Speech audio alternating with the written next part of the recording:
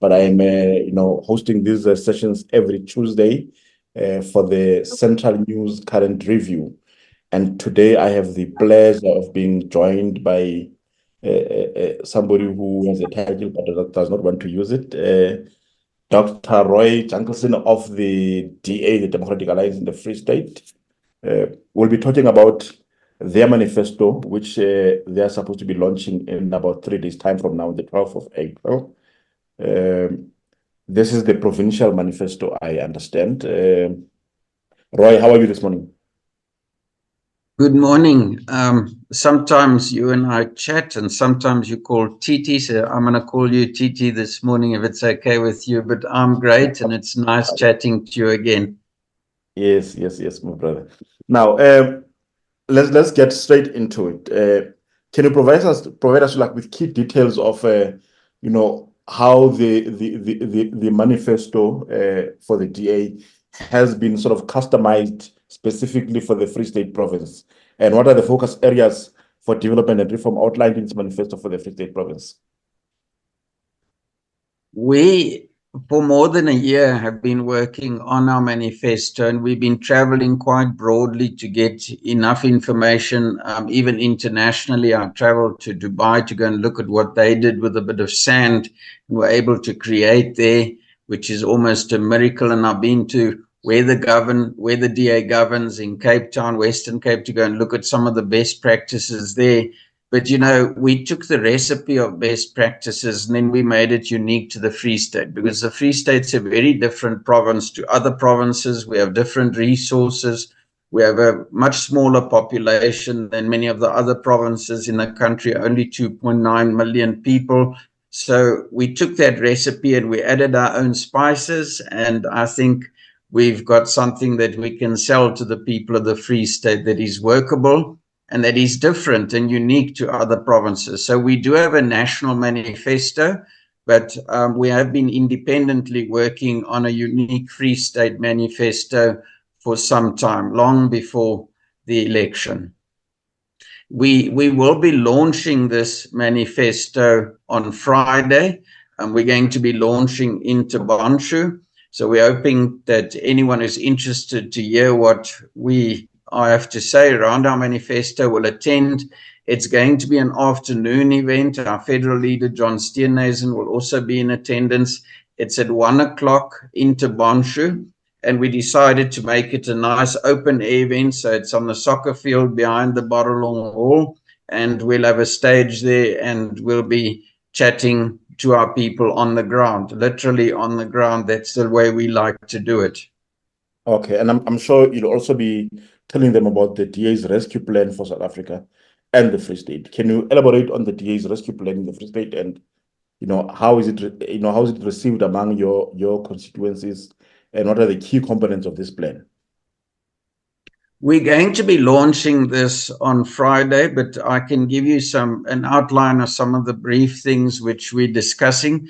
It's very important that we create jobs for our people in the Free State. So our plan outlines what we're going to do in terms of developing our infrastructure and delivering the basic services to make the Free State an investment environment for people, because it's only through investment into the province, new money coming in, that you're going to be able to reinvigorate the provincial economy and create those jobs. And then also the infrastructure, that's also linked to the jobs.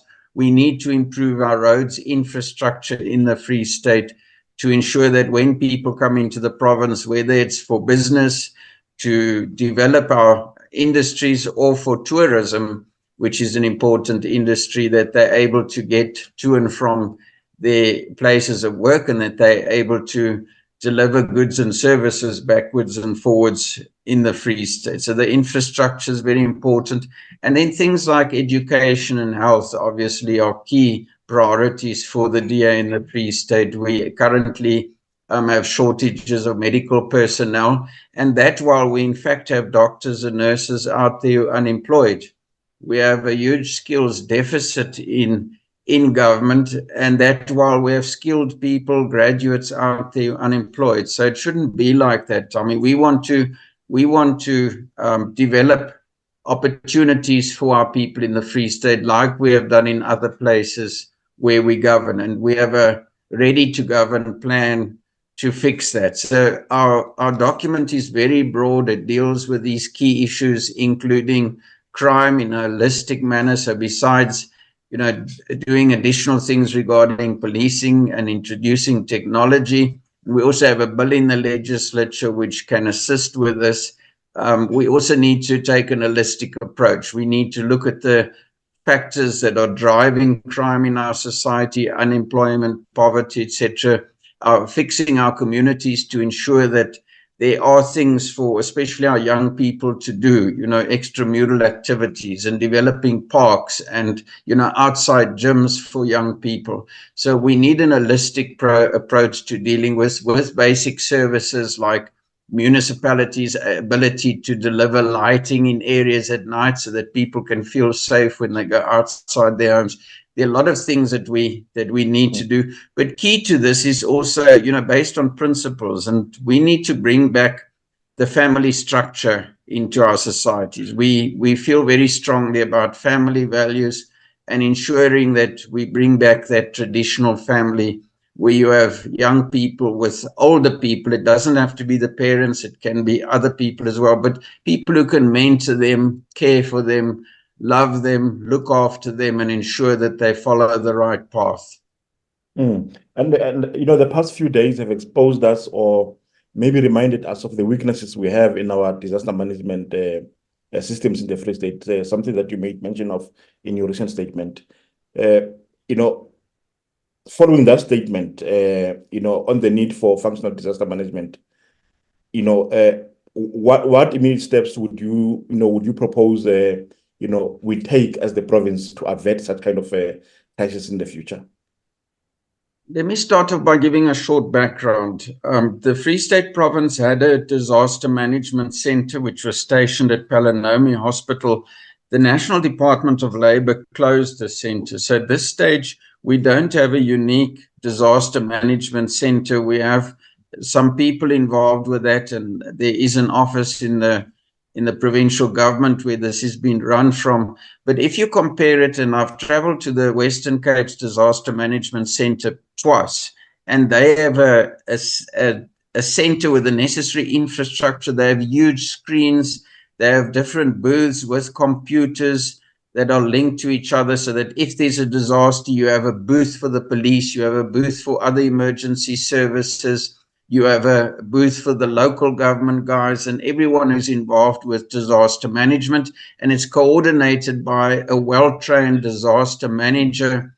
They also are able to deploy aeroplanes if there are fires, helicopters, but also to immediately have eyes on the ground. So in that center, on the screens, you can actually see what's happening on the ground and you can deploy the resources from there. So that's what we would like to replicate in the Free State, to have a well-resourced disaster management center with the necessary budgets, trained personnel, the infrastructure in place, and the teams on the ground who are able to react. I know in the Western Cape, they even have a team that's trained to rescue people if they're stuck in the mountains, fire rescue, various other teams that they can deploy immediately when it's necessary to do so. And they also link into the municipal structures and the district structures to make sure that it's a coordinated approach so that you don't have different people doing different things on the ground. And civil society is very important there as well, because you have fire associations on the ground. We have them in the Free State too, but they work independently in many instances from government.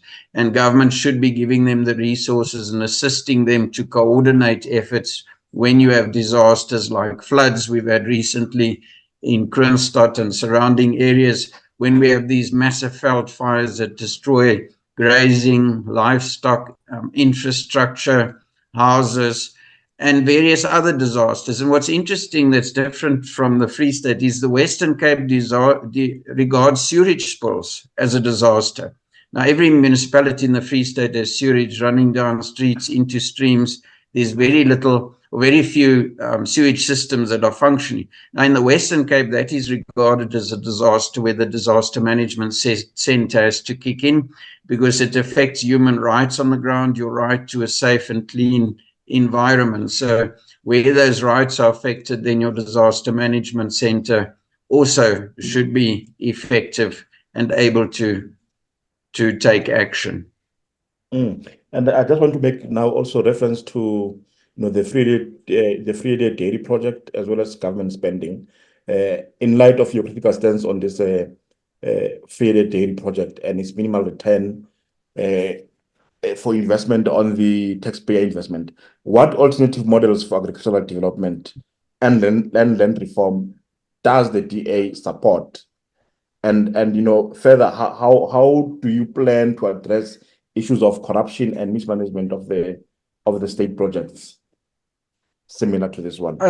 The Frede Dairy project is an example in the Free State of everything that is wrong with agricultural projects and land. Indicated that land reform in South Africa has failed because of three things: channeling resources to elites, corruption, and the lack of support for land reform beneficiaries. And we have a good recipe for that where we govern, where we've had a 73% success rate for land reform projects, as opposed to outside of where we govern, where the ANC governs, there's a 90% failure rate of all land reform projects. And it has a lot to do with support. And in Frede Dairy, we saw the Guptas coming in, establishing this dairy initially with no beneficiaries. So what's the use of spending money if there aren't beneficiaries? Government's job isn't to milk cows, it's there to deliver services. So if they're milking cows without any people on the ground benefiting, then obviously it's initially a corrupt project with no benefit for the taxpayers or the residents. After we put a lot of pressure, we now have beneficiaries. But up until now, if you take the capital expenditure plus the annual expenditure over 7 years, there's almost R500 million spent on that project. And just to show the ridiculousness of it, last year, those 61 beneficiaries received a 1,300 Rand voucher and 5 kilograms of meat. If you'd taken that total expenditure and divided it between all of them, it comes down to about 7 million Rand that we've spent on each beneficiary, and they get 1,300 Rand voucher and 5 kilograms of meat for this after an old cow and ox was slaughtered for them. So, that just shows that our people aren't benefiting from this. Now, we believe in the necessary support for land reform. So firstly, you must make sure that your beneficiaries are people who want to farm. And on our commonages across the Free State, we've got people with large amounts of cattle who are already commercial farmers. We must just give them the land and the necessary support and some business training to take that next step to become commercial farmers. And we feel very strongly about that. And then also partnerships with existing farmers is another model that you can use, where people are working on farms. Yesterday, I was in Harrismith with our National Shadow Minister, Noko Masipa, there, and we were talking to some people on the ground. There are farms available, but government isn't giving it to them because they probably don't have the necessary connections. There are people working on farms at the moment, so they have the necessary skills. I think they need perhaps a bit of business training, and the farmers on whose farms they're living at the moment are willing to support them as well and saying, we want to support them, we want to make them successful, but government isn't coming to the table. And then the third very important thing is we need to develop family farms. Farming is a generational thing. You need to transfer that skills, that love of the land over from one generation to the next. And large projects with many beneficiaries is not the answer to this, because in the Free State, you need huge amount of land to make a profit. It's economies of scale because there isn't government subsidies as there were before 1994. So you need a lot of land, but we need family structures to do this. So a lot of beneficiaries isn't going to work. You need a small group of people or one or two individuals whose children are going to inherit the farm from them and continue farming in that tradition. So that's another model which is very important. And then with the necessary support and timeframes, our guys on the ground, you can't put them on land and expect them overnight to become commercial farmers. They need structured training and support, but also the necessary resources initially to get them off the ground. And tell me, like, why do you think the ruling party in government, or even outside of government, they scream so loudly about land reform? They need to, give back, the land. Yet the pace of redistribution is so slow, and almost as if it is not happening at all. Yes, that's an interesting question, because if you talk to people on the ground, and there have been a lot of surveys that have been done, people don't necessarily want agricultural land. They want land close to cities, where their jobs, where their schools, where their clinics, for houses. And we've seen a lot of land grabs across the Free State as well, because people actually want houses. They want land for housing. And only about 5% of the people who've been surveyed said that they actually want to farm. And this is also proved because, there was the land redistribution process, the restitution process. And anyone who, as a result of discriminatory legislation, lost land before 1994 could come and apply for restitution. And people had a choice to take the land or the money value of that land that they lost. And most people, I think over about 90%, opted to take the money and not the land, because we know that South Africa, with the droughts, it's very difficult to actually farm successfully without the necessary training. So most of the people opted for that. But government, as the Motlanthe Commission indicated, there's a lot of corruption in government, and land reform has been one of the most corrupt programs within government up until now. That's why it was mentioned by that commission that did inquiry as well, the so-called Motlanthe Commission, and they indicated that very clearly. That's the reason for the failure. But we believe that we need to carry out land reform programs, but they must be done in a manner that actually benefits beneficiaries, because across the Free State we've had huge amounts of money spent on infrastructure. You can go to some of these poultry projects across the Free State, piggeries across the Free State. The buildings are there, but there's nothing happening on these projects, because I believe a lot of these projects were carried out so that third parties, those implementing agents, could benefit. And it was never about actually benefiting people, beneficiaries on the ground. Because why is this infrastructure standing still? The guys come in, they build it, they make their money, and then they leave. And if you say, but now we must farm, it's like, but we've done the infrastructure, that's just an optional extra to actually use that infrastructure, because they've made their money and they've left. And the Free State is littered with these projects. And it's very sad, because a lot of money has been spent, and it's been wasted opportunities, wasted resources, where we could actually have been benefiting people and transform the agricultural sector through good land reform. Now we're sitting with all these graveyards, if I can call them, of infrastructure that should have been used effectively. And a lot of poor people on the ground, those free-under dairy beneficiaries, are as poor today as they were when they were first identified, and almost R500 million has been spent. It's criminal. It's really criminal. Mm-hmm. And just in conclusion, we never got an opportunity to talk about the SOP. I just want your quick reaction on it, given that the Premier highlighted several achievements and future plans in his SOPA in such areas as economic recovery, agriculture, energy, and infrastructure. Where do you think the DA would outperform the current administration, given the fact that you could be the Premier of the Free State in the next 2 months? Let me outline it very simply. Firstly, we would not spend 5 million rand on a SOPA event. In Pudadichaba, where outside the hall people are begging for food, and then the Premier comes there and spends 5 million rand on entertaining a couple of VIP guests. That in itself is a criminal thing. And then, it's very easy to talk, but we want to see the results on the ground. We can ask the Premier a year later, where is the energy? Where are the jobs? He made a SOPA last year. Last year, 70,000 more people in the Free State became unemployed after he promised jobs as well.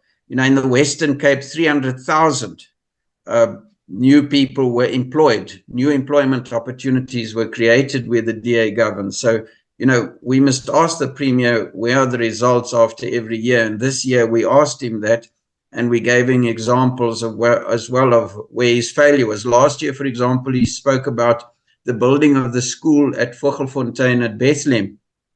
Well, after 18.5 million rand was spent, there's not even a foundation there. In the Western Cape, the DA-run government builds a school in 73 days. Then the kids are in that school. It can be done. It's not impossible. And guys mustn't say you can't do it. You can do it if you want to do it, if there's the will to do it.